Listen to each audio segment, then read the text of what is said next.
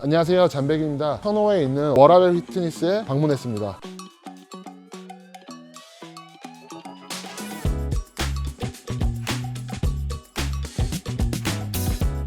저희가 헬스장 리뷰 같은 경우는 그 어떠한 금전적 대가 없이 많은 분들한테 좋은 헬스장을 알리는 취지로 운영하고 있어요. 최근에 많은 곳들을 신청을 받았는데 빠르게 신청해 주신 곳 중에 한 곳이었어요. 그리고 제가 여기 오는 길에 이 천호역 상권 분석을 한번 하게 됐어요. 뭐 이런 거에 대해서 어떻게 알 수 있냐 궁금해 하실 분들이 있을 텐데, 이 상권 분석 빅데이터 분석할 수 있는 방법이 있어요. 이동통신사 위치 기반이랑 카드 결제 내역들을 바탕으로 100%는 아니지만 거의 유사하게 각 지점별 매장을 어느 정도는 알 수가 있어요. 여기 주변이 30, 40대 1인 가구들도 굉장히 많고 좋은 헬스장들이 굉장히 많거든요. 근데 이 워라벨 피트니스가 매출액이 평균 대비보다 5배에서 높았어요. 그런 초대형 헬스장이 있는데 여기 헬스장이 왜 이렇게 잘 되는 걸까? 사실 저도 굉장히 궁금하기도 하거든요. 그래서 오늘 좀 그런 부분에 시각을 맞춰서 리뷰도 한번 해보도록 하겠습니다.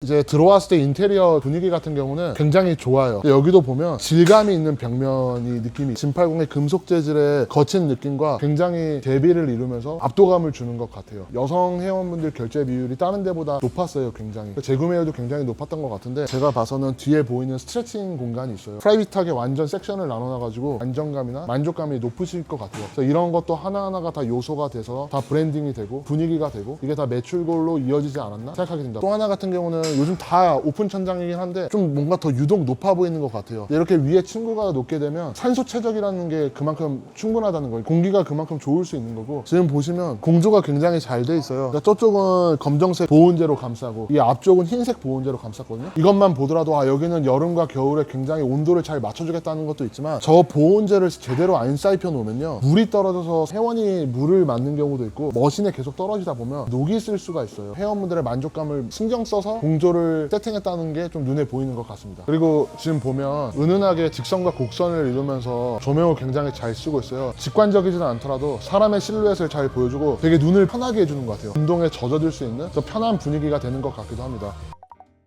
첫 번째로 설명할 머신은 진팔공 리니어 로우예요. 리니어 티바로우와 다른 게 뭐냐면 샤프트가 굉장히 넓게 있어요. 그냥 넓으면 머신 자체가 커지고 웅장하고 멋있어 보일 수도 있는 거지만, 이렇게 넓어지게 되면 공학적으로 장점이 어떤 게 있냐면, 티바로우를 하면서 좌우로 당기다 보면 좌우의 힘이 절대 1대1로 가지가 않아요. 사이의 간격이 넓어지게 되면요 한쪽이 더 힘을 받게 돼서 토크가 발생한다 하더라도 샤프트의 바인딩 현상이 잘 안 일어나요. 찝힘 현상이 없다는 거예요. 하나로 암이 이루어졌다 하더라도 이 오른쪽 한쪽으로만 당기려는 힘이 발생하다 보면요 이 한쪽에 바인딩 현상이 누적되면 생길 수가 있어요. 근데 이렇게 넓게 함으로써 어떻게 보면 그걸 분산시키는 역할을 하거든요. 이 바가 캠버드 형태예요. 일자가 아니라 디귿자나 U자로 휘어져 있는 건데 가동 범위 확보 때문인 것 같아요. 그러니까 일자로 돼 있으면 너무 많이 당겼을 때 이 서포티드 이 패드에 닿을 수도 있지 않을까. 핸들 같은 경우는 스위블 핸들이에요. 그러니까 사람의 신체 궤적이나 우리가 원하는 타겟에 따라서 이 벌어지는 각도가 다 달라질 텐데, 이게 너무 위에 가깝게 있다 보면 내가 원하는 만큼 각도 변화가 안 일어날 수가 있어요. 이 원판 끼우는 원판 뭉치보다 훨씬 더 아래에서 연결돼 있고, 이 손잡이가 원판 뭉치 쪽이랑 가까이 있다 보니까 훨씬 더 당겼을 때 내가 원하는 자연스럽게 이 핸들이 이동하는 것 같아요. 스위브 핸들의 장점이 뭐냐면요 자동 정렬을 해요. 다른 핸들들과 다르게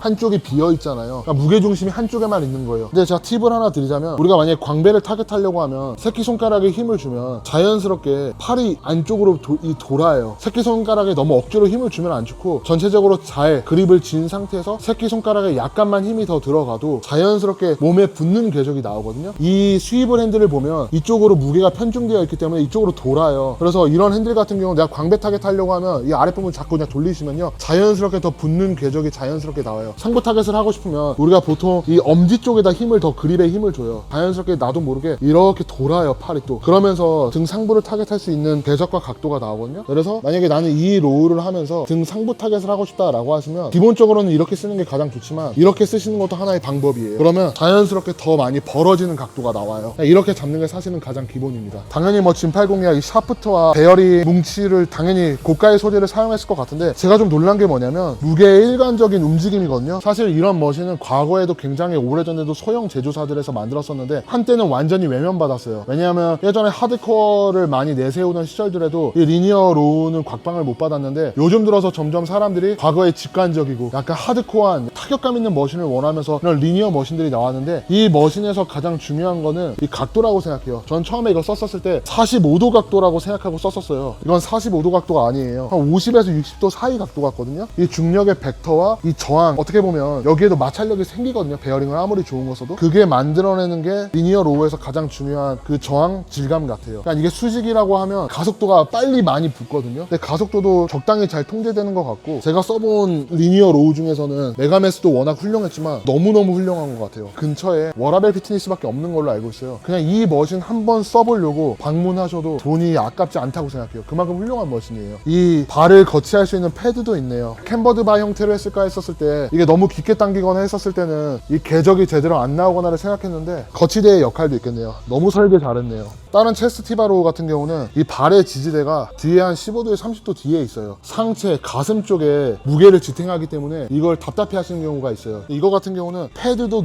너무 좋은데 발로 지탱하는 힘이 생각보다 많이 들어가요. 근데 그렇기 때문에 오히려 전 자세가 더 편하다고 느끼는 것 같아요. 이 기본 포지션 자체가 너무너무 훌륭하다. 일단 완전 초기부터 리니어 티바로우를 보면 타프트의 위치가 넓지가 않고 대부분 이렇게 중심축에 있어요. 그렇기 때문에 우리가 이걸 당겼을 때 조금이라도 한쪽에 힘이 들어가게 되면 바인딩 현상이 많이 일어날 수 있다고 말씀드렸잖아요. 근데 그렇게 좀 가까이 있었을 때의 장점은 뭐냐면요, 이 무빙 암이요, 강성이 충분하지 않아도 돼요. 이거 같은 경우는 전제 조건이 뭐냐면 기본 암과 프레임이 또 튼튼해야 된다는 전제 조건이 붙어요. 기본적으로 암과 프레임에 충분한 강성을 확보할 수 있도록 무게감을 주기 때문에 이렇게 넓게 해도 내구성이나 틀림이 저는 전혀 없을 거라고 생각해요. 지금 보이시는 이게 사실상 체스트 서포티드 티바로우 머신의 거의 원조라고 봐도 되거든요. 과거에 저런 회전축이 제대로 발전되지도 않았을 때부터 진팔공에서 티바로우 머신을 만들었어요. 근데 이런 회전축이 있는 피벗형 피바로우 같은 경우는 저항 곡선이 있어요. 내가 당기는 위치에 따라서 이 바의 위치에 따라서 무게가 다 달라져요. 지면과 수평이 됐었을 때가 가장 무겁고 점점 당기면서 가벼워지는 구조로 돼 있어요. 관절이 직선으로 안 움직여요. 무조건 아크, 호르 형태를 그리면서 원형을 그리면서 움직이거든요. 원을 그리면서 움직이는 궤적들이 훨씬 더 관절 친화적이고 몸에 감겨서 들어오는 느낌이 굉장히 강해요. 회전축이 이 발판 가운데 있어요. 이 회전축을 어디 위치에 두냐에 따라서 힘 곡선이 다 달라지고 궤적이 달라져요. 요즘 또 가장 뜨는 체스트 서포티드 티바로우 중에 하나가 아스널이었어요. 회전축이 훨씬 더 앞에 있고 암이 짧아요. 굉장히 더 타격감 있고 직결감 있고, 대신 무게감은 떨어질 수도 있는데 워낙 아스널 자체가 이 앞에 암을 워낙 무겁게 만들어놔서 무게감이 떨어지지도 않으면서 굉장히 직결감 있고 굉장히 다이나믹한 힘의 곡선 변화를 느낄 수 있는 그런 머신 중에 하나고, 원래 이 머신이 시작점이라고도 볼 수 있는 머신이에요. 8, 90년대 만들었던 형태가 지금 이거 그대로 이어지고 있어요. 두 티바로우가 있다는 것만으로도 등 운동에 있어서는 너무 만족하면서 쓸 수 있다?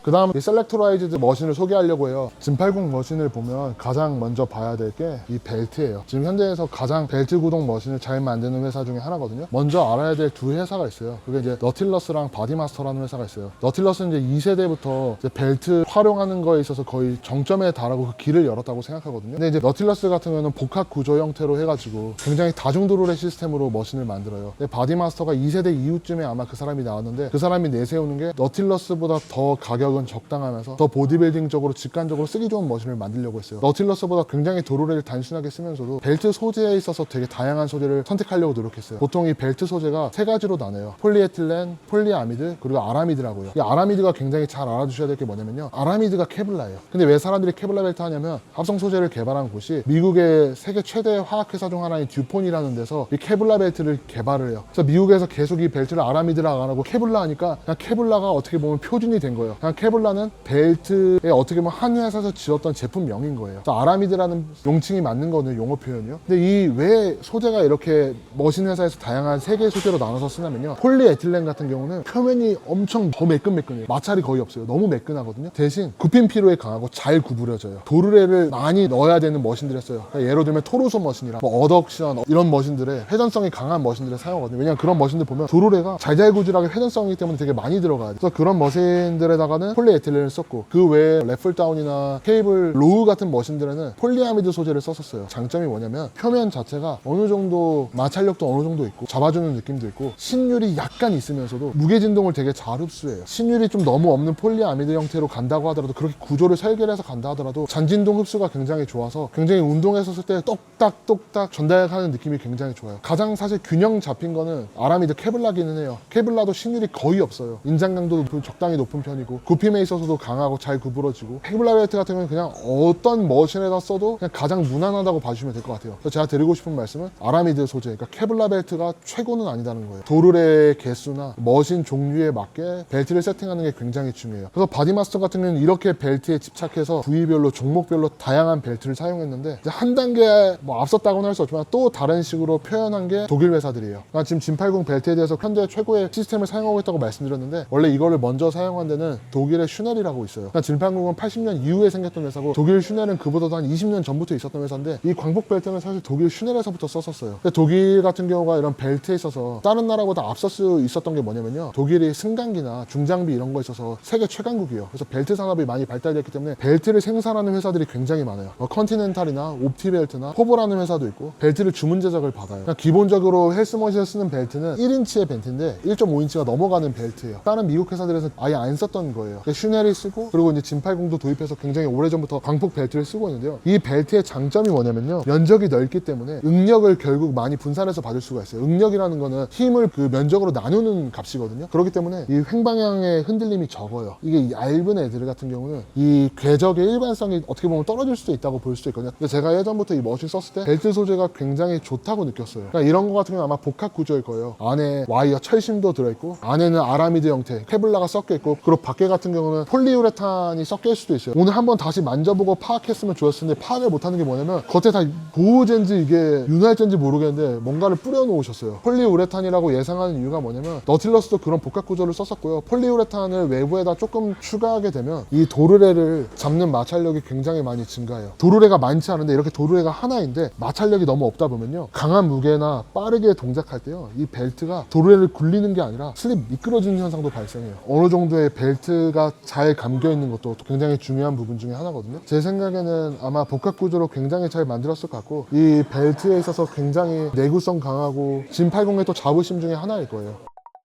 그 다음으로는 제가 좋아하는 아스널 머신이 있어서 소개해드리려고 하는데요, 리어 델트랑 팩플라이를 두 개 다 할 수 있는 콤보 머신인데, 써보신 분들 아시겠지만 이 기본 무빙함이 어느 정도 무겁고 튼튼한 게 얼마나 중요하고, 이 관절이 가깝게 하나만 붙어있는 게 얼마나 직결감에 중요한지 알 수 있는 머신 중에 하나예요. 이 머신도 보이시면 써보시면 좋을 것 같고, 관장님들한테 좀 말씀드리고 싶은 게, 디자인 방향이 과거 좀 네뷸라에서부터 이어져 있는 게 있는데, 여러 회사들에서 이와 유사한 머신을 만들어요. 근데 여기 밑에 회전축 보면 플랜지 베어링이 4개가 붙어있는데 샤프트의 면이 고정돼 있어서 이게 이제 움직이는 거예요. 가끔 가다 보면 이 회전축 샤프트가 제대로 도색가 안 되고 처리가 마감이 안 된 경우가 많아요. 그러니까 훤히 샤프트가 다 들여다 보여서 녹이 쓰는 경우들도 굉장히 많거든요. 근데 지금 다행히 이거는 다 도장이 완벽하게 되어 있는데, 그래서 꼭 관장님들 같은 경우는 이 위에를 한번 쳐다봐 주시면 좋을 것 같아요.